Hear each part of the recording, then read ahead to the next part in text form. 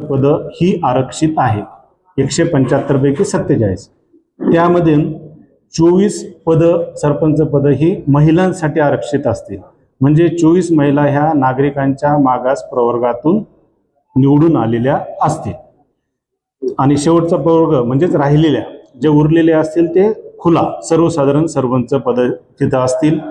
ती उरलेली आहेत 105 ग्रामपंचायती. आणि त्यामधून मग 50% महिला म्हणजे 53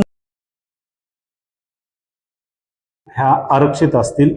त्यापैकी 11 महिलांसाठी आरक्षित असतील. म्हणजे 11 ठिकाणी महिला SCच्या सरपंच असतील अनुसूचित जातीच्या. अनुसूचित जमातीसाठी आरक्षित सरपंच पद आहेत 2, एकूण 2 तालुक्यातून. 2 मध्ये मग 50% म्हणजे 1 जागा ही महिला सरपंच असेल अनुसूचित जमाती म्हणजेच ST कॅटेगरी. तिसरा जो प्रवर्ग असतो तो आहे नागरिकांचा मागास प्रवर्ग.